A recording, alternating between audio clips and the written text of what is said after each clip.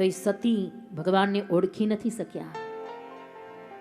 સતીએ વિચાર કર્યો, અરે આ ક્યાં બ્રહ્મ છે, આ ક્યાં ભગવાન છે, આ તો સામાન્ય રાજકુમાર, એક દશરથ રાજાના સામાન્ય દીકરા છે, આ કોઈ બ્રહ્મ નથી, આ કોઈ પરમાત્મા નથી. જો કથા બરાબર નથી સાંભળી. એટલે સામે ભગવાન આવ્યા તો એ સતી ભગવાનને ઓળખી નથી શક્યા.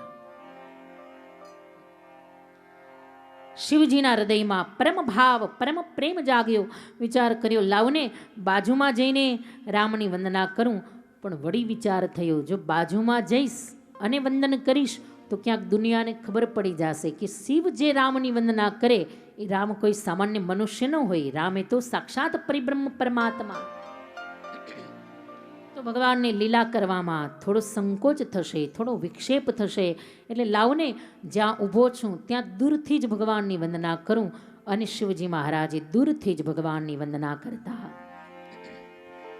જય સચ્ચિદાનંદ જય જગ પાવન, જય સચ્ચિદાનંદ જય જગ પાવન. અસ કહી ચલે મનોજન સાવન, અસ કહી ચલે હું મનો જન સાવન. જય સચ્ચિદાનંદ જય જગ પાવન, જય સચ્ચિદાનંદ જય જગ પાવન. જય સચ્ચિદાનંદ જય જગ પાવન, જય સચ્ચિદાનંદ જય જગ પાવન. એ અસ કહી ચલે મનોજન સાવન, અસ કહી ચલે હું મનો જન સાવન. હે સચ્ચિદાનંદ, હે જગ પાવન, હે પરમાત્મા, આપનો જય થાવ. શિવજી મહારાજ ભગવાનનો જય જયકાર કરવા લાગ્યા. અને સતીએ બરાબર જોયું કે શિવજી રામની વંદના કરે છે. એક સામાન્ય મનુષ્ય, એક સામાન્ય રાજાના દીકરા, એક સામાન્ય રાજકુમાર, અને એની વંદના કરે છે દેવાધિદેવ મહાદેવ શિવજી. આ ક્યાં બ્રહ્મ છે, આ ક્યાં ભગવાન છે, આ ક્યાં પરમાત્મા છે, આ તો એક સામાન્ય રાજકુમાર છે. સતીના મનમાં શંકા જાગી. અને શિવજી તો અંતર્યામી છે, સમજી ગયા. સતીને બહુ સમજાવ્યા. કહ્યું, દેવી તમે જેને સામાન્ય રાજકુમાર માનો છો ને એ તો મારા ઈષ્ટદેવ પરિબ્રહ્મ પરમાત્મા છે. સ્વયં શિવજી સમજાવે તો એ સતી ન માન્યા. પછી તો શિવજીએ કહ્યું, દેવી એક કામ કરો, જાઓ તમે જઈને પરીક્ષા કરો, જાઓ તમારી શંકાને દૂર કરવા માટે. રામ ખરેખર બ્રહ્મ છે કે સામાન્ય મનુષ્ય, જાઓ એ જોવા માટે તમે જાતે જઈને પરીક્ષા કરો. પણ જોજો બરાબર વિચારીને પરીક્ષા કરજો, જોજો બરાબર વિવેકથી પરીક્ષા કરજો. કારણ કે આ તો પરિબ્રહ્મ પરમાત્માની પરીક્ષા કરવા જાઓ છો. શિવજીની આજ્ઞા થઈ. સતી પરીક્ષા કરવા ગયા. પણ જો સતીએ કેમ અવિચારી પગલું ભર્યું છે. સતી ભાન ભૂલ્યા. વિચાર કર્યો, લાવને રામ અત્યારે સીતાજીને શોધે છે તો લાવને સીતાજીનું રૂપ ધારણ કરું. અને સીતાનું રૂપ ધારણ કરી અને સતી રસ્તા વચ્ચે બેસી ગયા કે હમણાં રામ આવશે, મને એની પત્ની માની, મને સીતા માની, સીતા સીતા કરતા મારી પાસે આવશે ત્યારે હું દુનિયાને કહીશ, શિવજીને બતાવીશ કે આ કોઈ બ્રહ્મ નથી, આ તો સામાન્ય રાજકુમાર છે. જો સીતા બનીને બેસી ગયા. કેવું અવિચારી પગલું ભર્યું. કોઈની માં બની શકાય, કોઈની બહેન બની શકાય, કોઈની દીકરી પણ બની શકાય, પણ કોઈની પત્ની ન બની શકાય. આ અધર્મ છે, આ વિચારી, આ વિવેકી પગલું છે. પણ શિવ પત્ની સતીએ જગત જનની રામ પત્ની જાનકીનું રૂપ ધારણ કર્યું. અને બરાબર રામ અને લક્ષ્મણ આવ્યા. લક્ષ્મણજીની પહેલી નજર પડી, ઓળખી ગયા કે અરે આ સીતા નથી, આ તો સતી છે. હવે લક્ષ્મણજી જો ઓળખી જાય તો રામજી તો બ્રહ્મ છે, તો ઓળખી જ જાય.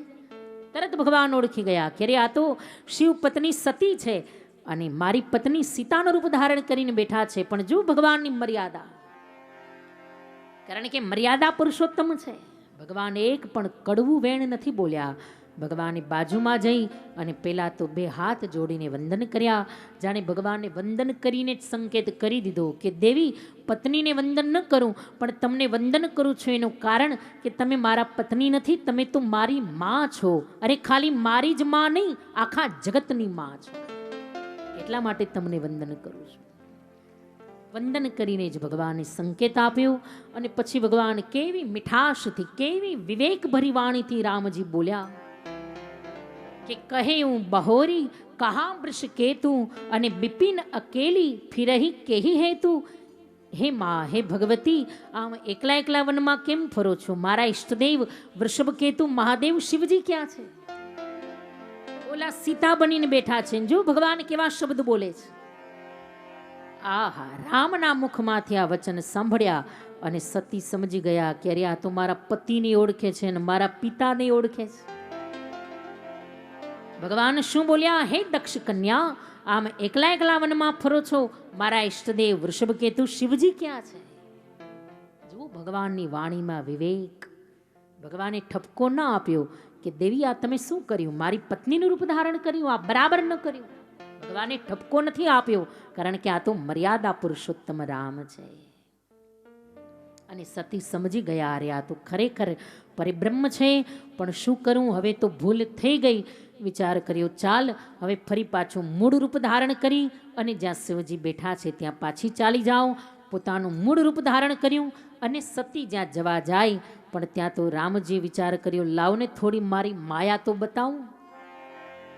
અને ભગવાન એવી માયા ફેલાવી કે સતી જ્યાં જાય ત્યાં સીતારામના દર્શન થાય, જ્યાં જાય ત્યાં રામ લક્ષ્મણ જાનકી અને જય બોલો હનુમાન કી. સતી તો વિચાર કરવા લાગ્યા અરે હમણાં તો સીતા માટે રડતા હતા ભગવાન, એટલી વારમાં જાનકી બાજુમાં ઉભા છે.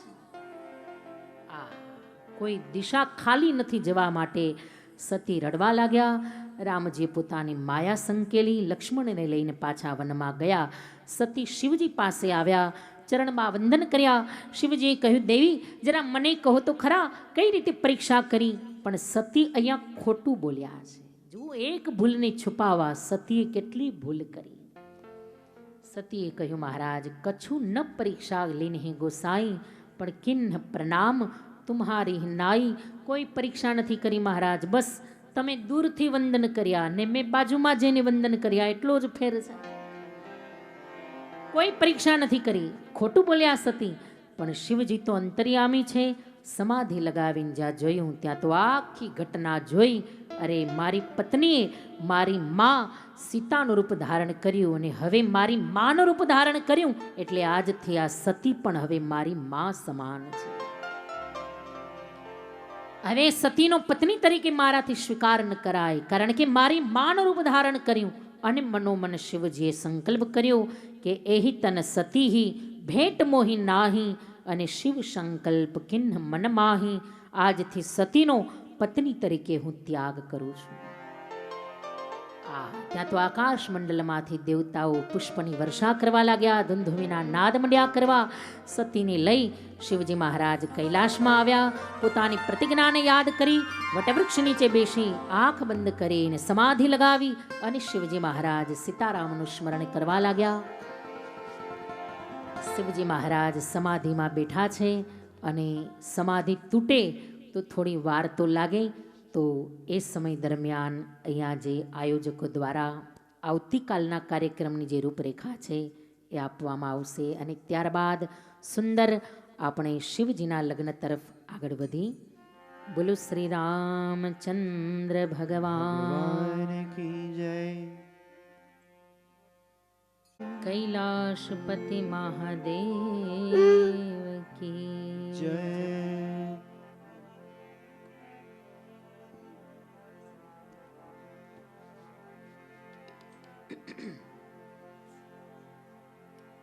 દેવાધિદેવ મહાદેવ શિવજી મહારાજની અદ્ભુત ગાથા આપણે શ્રવણ કરી રહ્યા છીએ.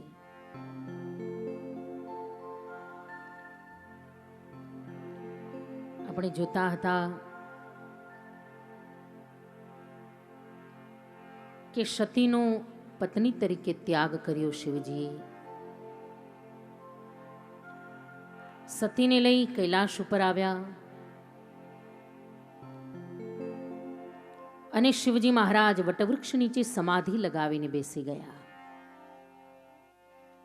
ધીરે ધીરે દિવસો નહીં વર્ષો મંડ્યા છે પસાર થવા.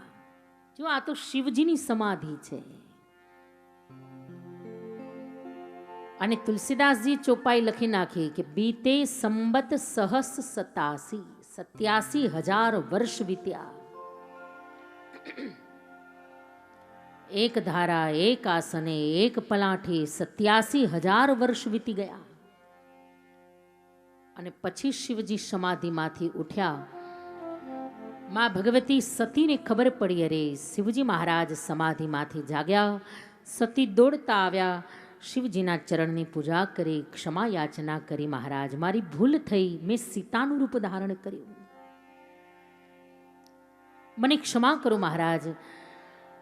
પણ જેવા સતીને જોયા એટલે શિવજી વામ ભાગમાં જે આસન હતું એ ઉઠાવીને સન્મુખ આસન આપ્યું. કારણ કે પત્નીનું સ્થાન પતિના વામ ભાગમાં, ડાબા ભાગમાં આસન છે. જ્યારે પૂજા કરવા બેસીએ, કોઈ પણ સત્કર્મ કરવા બેસીએ ત્યારે ભૂદેવો એમ કહે કે ભાઈ પતિના ડાબા ભાગમાં એના પત્ની દેવી બેસે.